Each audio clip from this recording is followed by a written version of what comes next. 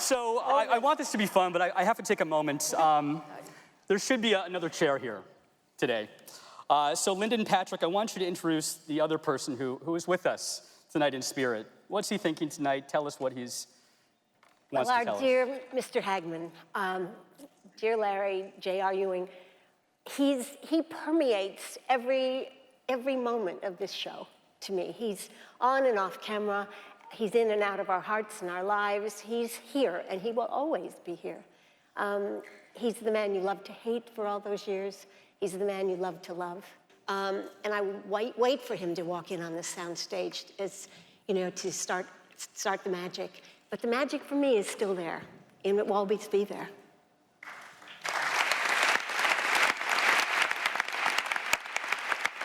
Josh, you had the hard task of having to go in and film a scene with Larry after he passed, and something happened that you didn't quite understand. Tell me about that. Tell us about that.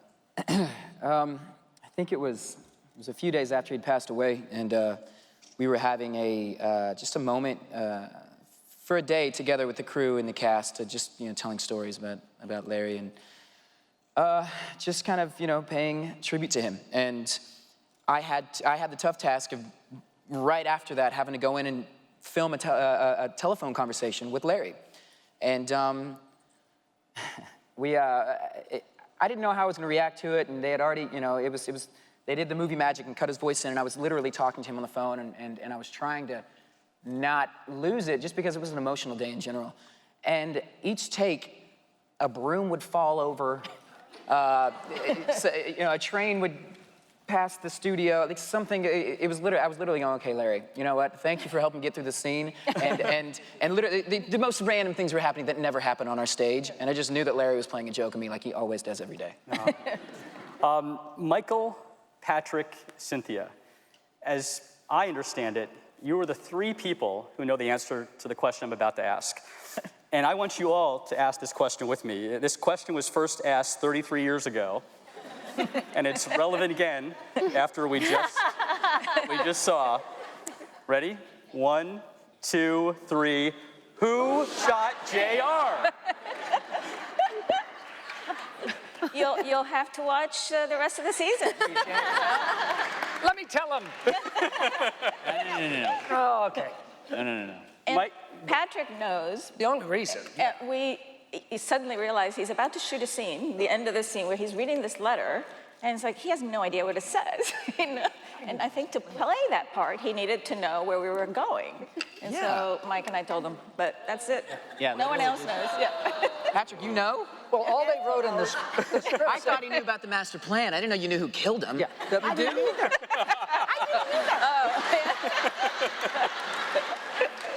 We'll be buying him drinks later. We said how great we think the writers are, but they wrote that scene, and it says Bobby opens the letter, and literally, I'm paraphrasing, but it was pretty close to this. He looks sad. He looks shocked. He looks okay. It's true. And so I told Cynthia, I said, I'm not a method actor, but I got to have a little bit more than that. Otherwise it's just not going to work. So she said, come here. Yeah. And they told me, I know everything. Wow. And we're flying home on the plane together. Wow. Patrick, Don't take out any long-term loans, honey. Okay.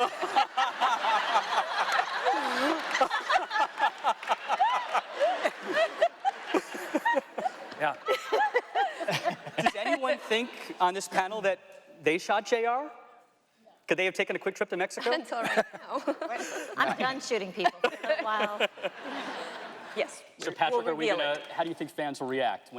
Well, I as much as I don't like to predict the future, I think it's probably the most brilliant piece of script writing that I've read, whether it's in this show or any other piece of television that I've ever seen, in the way that it resolves a problem with such dignity and respect and drama.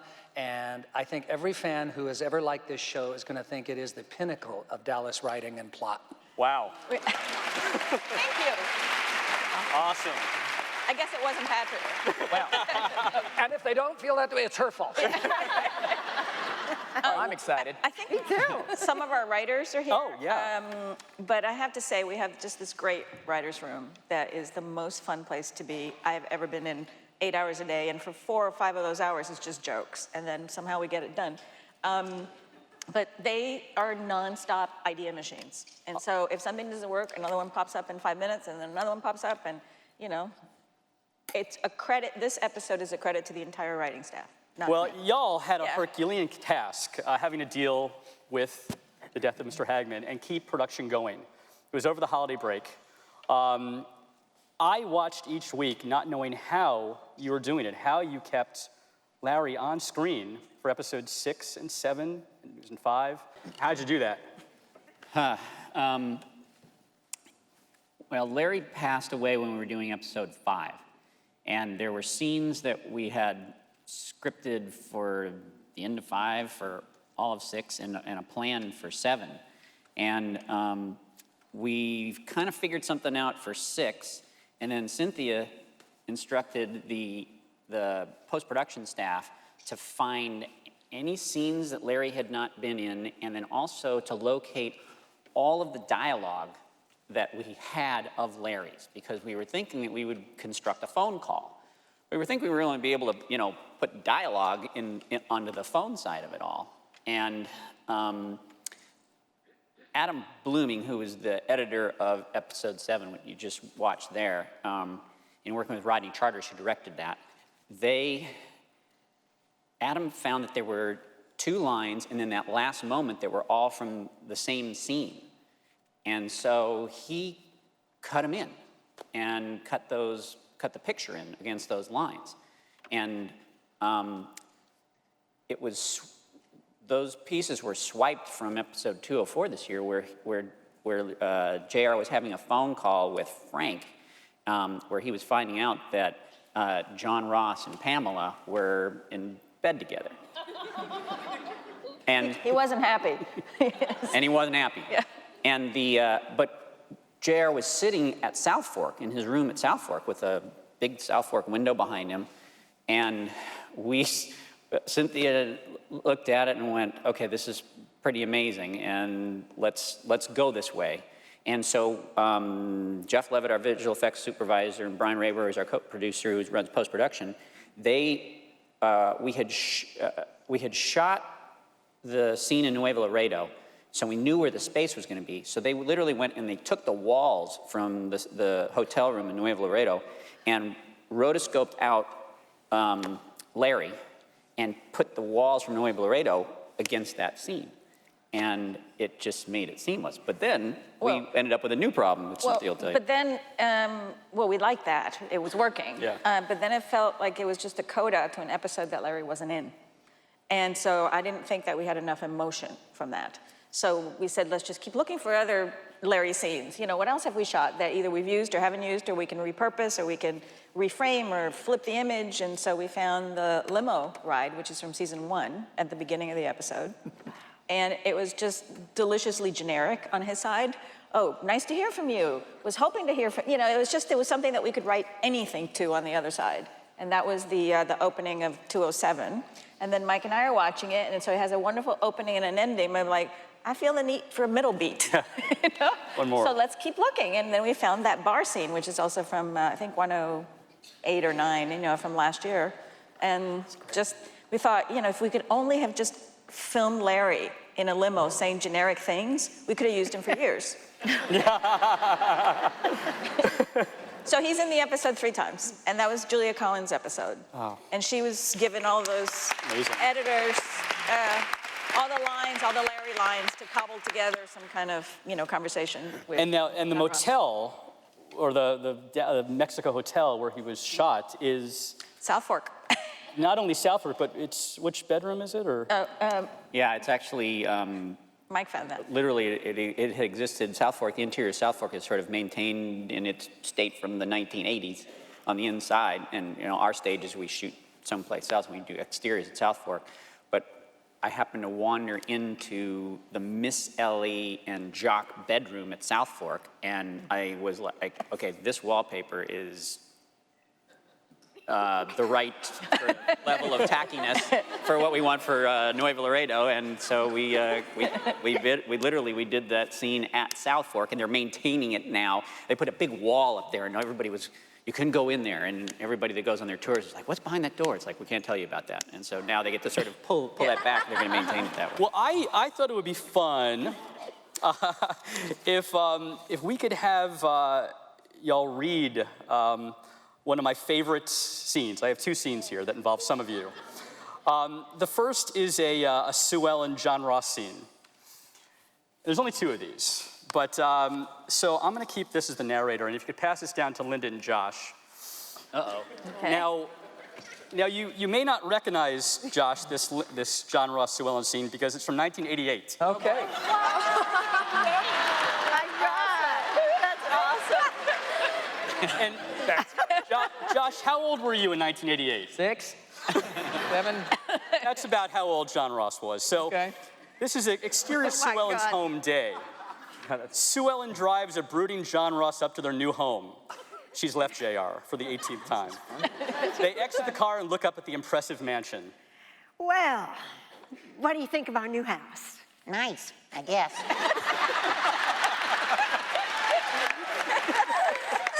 It says unenthusiastic, so.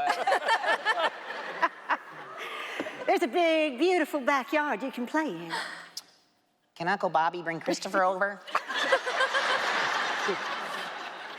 Well, I wouldn't count on Uncle Bobby, but, well, maybe I can bring him over.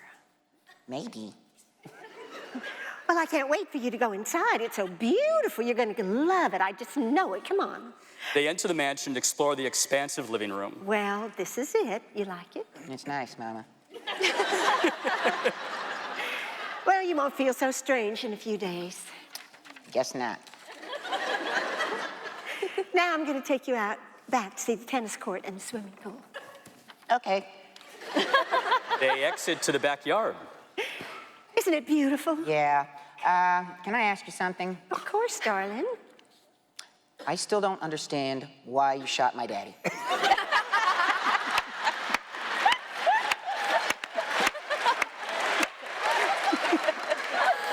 Sue Ellen's eyes widen. She sighs heavily. I don't know how to tell you any better, John Ross. I was angry.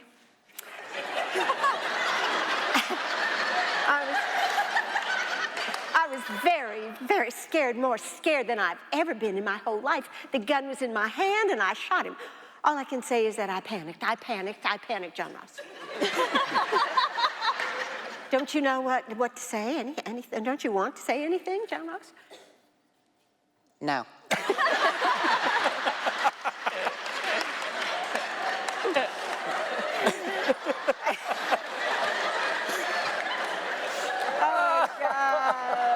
Oh, my God. Oh, well, yeah, we'll have to talk about it, sweetheart. It was a rotten thing to do. I know, and I'm very, very sorry. You're never gonna live at South Fork again? No. Can I go see the rest of the house now? Can I have a hug? Sure, why not?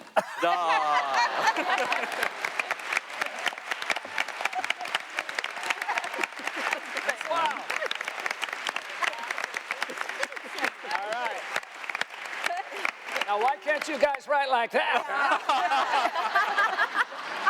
So, No. before we go to the second one, I have to ask you, Linda and Patrick, what's it like acting with grown-up John Ross and Christopher after you spent several years working with these child actors? Was It's it? about the same. Well, I think the sweetest thing is that Josh calls me Mama. Aww. He does. He does. And then I turn into Mama immediately, and I say, okay, why are you late? Why did you stay out so late? I just assume Mama. the mother. Jeez. No, but I love that he calls me Mama. And Josh, Larry called you something? You called him? I called him Pops every day. Saw him on set. Hey, Pops, how are you today? And, you know, he always said, that's my boy. And that meant a lot for many reasons. But, you know, I just think that this has been the best thing in my life, and I'm very blessed to be here. So, and very blessed to have worked with him. All right, Patrick and Jesse, it's your turn. We're going back to 1987. All that. 1987. So Patrick, 1987. Jesse, and Linda has a little couple line cameo in this. Yeah, a Sue Ellen's cameo. in this. Oh, great. Cameo. Yeah, you're back. And, okay. All right, so exterior, South Fork Ranch, day. Bobby and Christopher walk out by the stables. What's the matter, son? Daddy, can I ask you something? You can ask me anything you want, you know that. Will you take me to the hospital so I can see Mommy?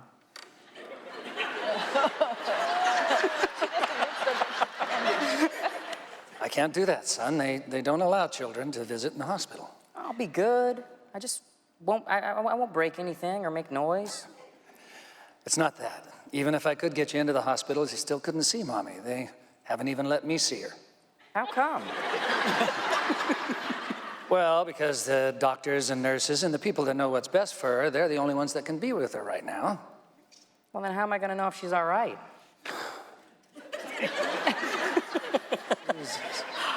Because I'm gonna tell you. I'm gonna tell you everything the doctors tell me, and I hope real soon to see her myself. Now, come here. Bobby lifts Christopher up onto a fence.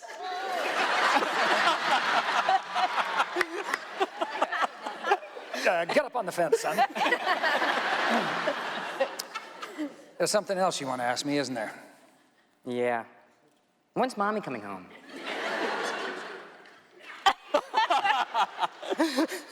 I don't know, son. Father and son embrace. The next day, exterior South Fork Drive, Bobby's car, license plate Ewing 4, drives up to the house. He gets out of the car and greets Sue Ellen. Hello, Sue Ellen. Hi, Bobby. How's Christopher? I've been talking to him, trying to comfort him, but he needs you. Well, I'll go talk to him, thank you. Bobby walks to a despondent Christopher and strokes his hair. Oh, we're not allowed to do that.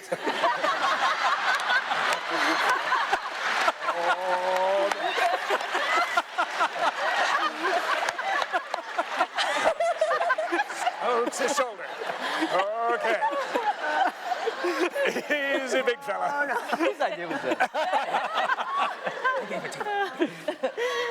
How you doing, partner?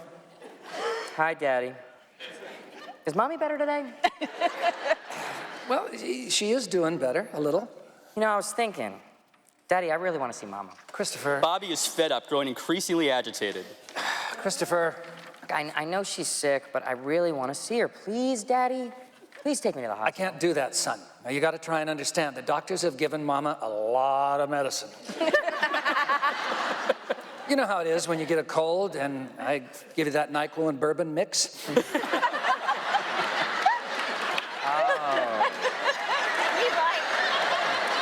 You know how you feel. Sleepy. Sleepy, right. That's right. Your eyes are closed tight and you can't wake up. Well, it's like that with Mama right now. She wouldn't be able to see you. But I could see her. Christopher, I need you to be a big boy now about this. You've got to be patient, son. Christopher. It's hard. I know. Bobby takes Christopher in his arms. Hey, we'll both go see Mama just to... I know.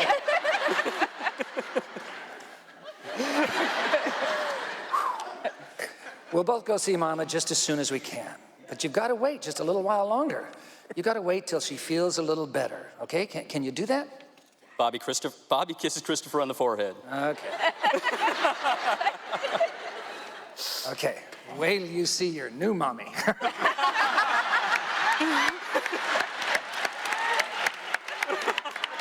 Perfect.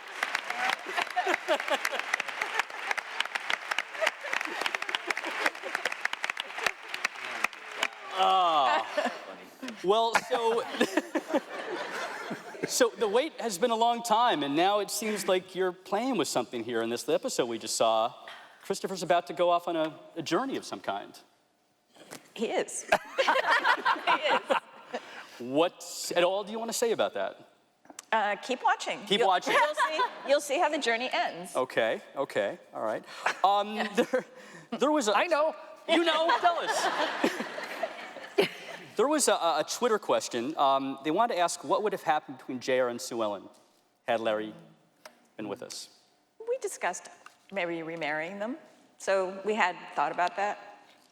Would have been something. There might have been, maybe even at the end of the season, you know, we had this pitch where they would walk into this room and the door would close behind them, you know, so. Linda? Oh,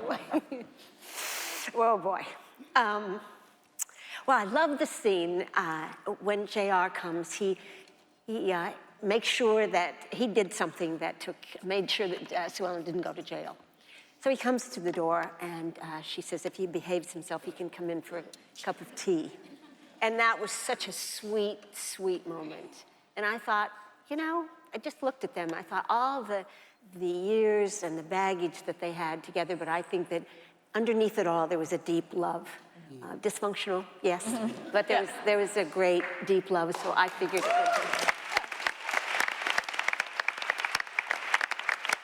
be. Now, so I know you were thrilled, Linda, about getting to drink again. It's her fault. Well, am I speaking for all of us that we were dying for that to happen? I mean, weren't we waiting for that to happen? And the work you did was incredible. I mean, we could see how you were tasting that, smelling that, wanting that. But it was something you were conflicted with. Tell us what you want to tell us about why you were unsure that it was time to go back to the bottle. Well, again, applause to the writers, because I think it was, you know, I've known many people who have the addiction, and I think that in that moment when he passed, that was, for lack of a better word, that was the appropriate time. So the writers kept it appropriate and authentic. And I think it was very authentic to the character and very respectful for her journey. She had stopped drinking, she had been in rehab, she was sober, and I felt that was a huge jolt. And as you saw at the memorial, when she said he was the love of her life, that I felt that an alcoholic that's the time they would drink. Is there more to come? Yeah, it's not going to be Aquavelva and homeless, but, you know, I think when it's appropriate, you know, in a classy way, we're going to use it as a benefit. But, you know, Linda didn't, you know, of course, understandably, was really hesitant about having her character drink again. And so it was on me to try to convince her, and we had many conversations about it. And then the night that Mike was shooting that, I decided to stay out of the way. I went as far back as I could, and so it was, I said, you're on your own. You're gonna, you know, walk her through the scene. And I think that was only 2 takes. Yeah. Yeah, two takes. We, you know, it was a completely organic scene too. I mean, Lynn and I just sort of, the crew kind of went away, and we just sort of talked about it and about, you know, there were several things that were prescribed per the script in there, and then and we sort of talked about how to find our way through those different signposts, and then she needed to end up in front of that bottle and, you know, eventually take a drink. And, you know, the way you gathered things to sort of get yourself ready for that was just a beautiful organic journey, and that's all of that was taken from one of those 2 takes, and it just was I think our editor remarkable. is here also, Mark Strand, and his assistant, Chet. Because they're working, you know, we're now, because we have air dates, all post-production is literally 24/7, so, and they're just up the street, and this was their episode. But I thought that piece of music that they put to that was just phenomenal. Well, we had to wait an entire season to find out that Rebecca was Pamela Rebecca Barnes. When did you find out? They told me right before we went to Dallas to do the pilot. So yeah, Mike was like, we have to tell her. And Cynthia's like, she had a secret for She you. lied to me. Yeah, there you go. But it was, okay, so you're Cliff Barnes' daughter. Just don't play it. Don't tell anyone. Keep it a secret. And I was like, oh, the bad guy? So I was I think I told you, because I'm like, I have to tell someone. What? It's cool now. We're out. It's over. We're fine.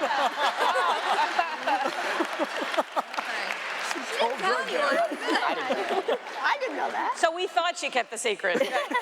Just one person. That's how it starts. I knew she was gonna be cool, so it was fun that everybody was shocked at the end. So I did a good job. I actually couldn't tell. You guessed it, and I was like, I don't know. Yeah. You'll have to find Poker out. face, poker yeah. face. Yeah. You have some scenes coming up in a few weeks with Audrey Landers, who's I do. coming back as Afton. Yes. My mom. Yeah. Yeah, What she's was that great. like? She's super sweet. She's beautiful. I mean, I was like, oh my God, you look like you. This, I don't know, she doesn't age. She was beautiful. She was so very talented, very sweet, and it was nice to meet my mom, I guess. We have some Twitter questions that have been handed to me.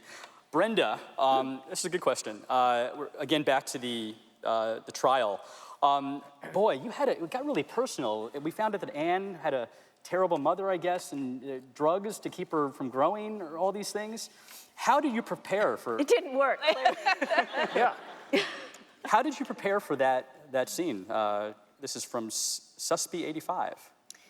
Well, preparation is kind of the actor's best kept secret, so I can't really tell you how I prepared for it, but I have to say that John Welpley, who wrote the script, gave me so much meat in the emotional dynamic, and the young woman who plays my daughter, Emma Bell, is such an extraordinary, available actress emotionally, and all I had to do was look out and look at her and recognize the loss of not having been there to watch her grow up, and the rest just came. I think if you're a parent, any kind of relationship that is not ideal with your child brings up a lot of emotion for you. So you don't have to look too far to be able to pull that up. But it's really in the writing. It's really it's the Bible. I start there. So. Oh, actually, Jordan, I wanted to ask you, there's this new family that's developing. We met Carmen last year, and now Drew is in the mix. Tell us about this other side of South Fork and kind of the hub of it. It's really fun having scenes with Kuno because he's kind of the brother that she wishes would just go away, and he keeps coming back with all his baggage. And I love the scenes with Kuno because it's bringing out a different side of Elena, the little bit more fiery side, which she doesn't get to show because she's so in love with these boys. But with Drew, he really pushes her buttons. I'm having a lot of fun with Drew. Where do you think her heart really lies? Oh boy. It really lies with because he's her first love, and I think they're similar in terms of where their morality stands. So they're happy for now, which is really wonderful to see. And, Did you hear for now? For now. For now. And then I have to ask then, Julie, Jesse, the last of this relationship, they're going a little bit closer with the babies arriving. Yeah, you this have romance? to. There's kids involved. And, at the end of the day, I think that's what's bringing her to see a lighter side of, and not just full of revenge or wanting to get back at him or the family or what her father has taught her to do. I think it's because of these kids, she's just like, okay, we have to make this work, regardless of our problems. Well, couples on Dallas, once they break up for good, right? Yeah. Patrick, it's over. I got married twice. And how many marriages? Yeah. Well, 3 times now. But I mean, the first time I got married twice, so nothing is forever. Guys, we know you're still in production, so you came all the way up here to play with us from Texas. Thank you so much for coming. Thank you.